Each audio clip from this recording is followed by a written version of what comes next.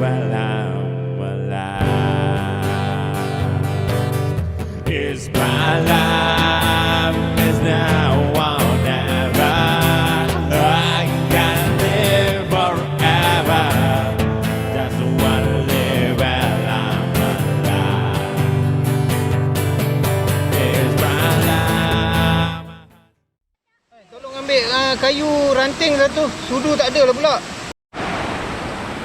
So aku suruh anak aku cari satu kayu untuk buat sudu.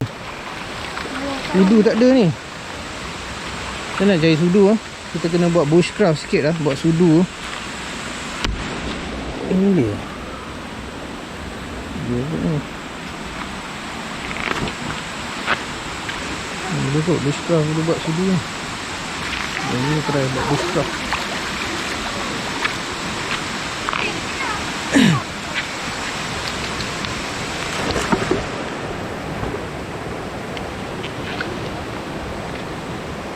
Nampak gaya ni, dia punya shape dia boleh jadi spoon. Bushcraft spoon. Aku nak cuba buat sudu.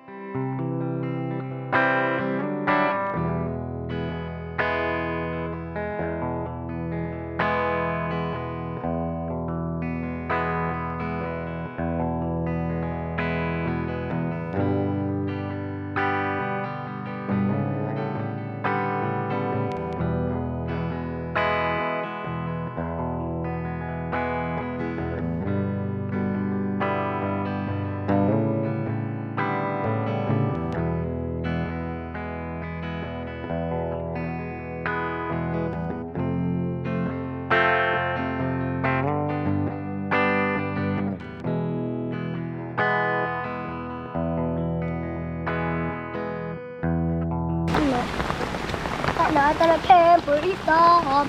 Camper is love. Sudu tak bawa tiba-tiba. Tengok-tengok check dalam beg, tengok tak ada sudu. Aduh, terpaksa aku buat sudu bushcraft dengan cepat. Cuma semua teratur habis.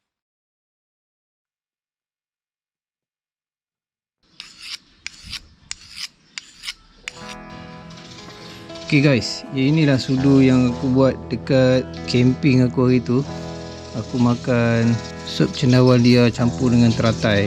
So sekarang ni aku nak kemaskan aku nak cantikkan sudu bushcraft spoon ni.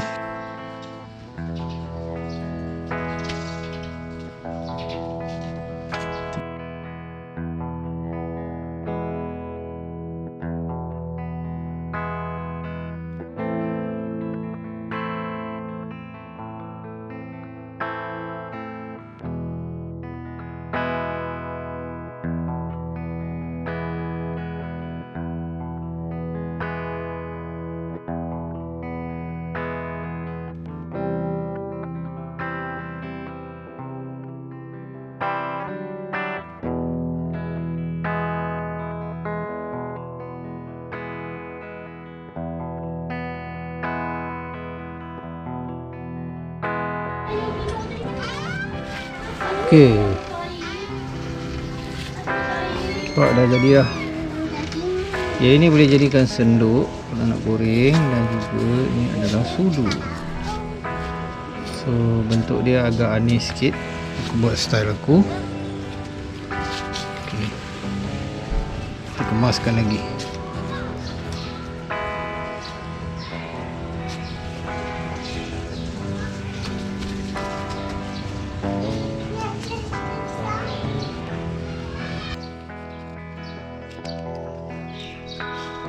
Okey, ni sudu ni so agak praktikal. Dia boleh pegang kat sini makan, dan juga di sini, dan kita boleh hold, kita boleh pegang kat sini juga untuk cedok. Dan juga bahagian ini boleh untuk dijadikan sebagai senduk. Yang penting praktikal dan efisien. Ni kalau nak dicantikkan lagi, kita boleh ambil kertas pasir dan gosok lah. Ini aku guna pisau je.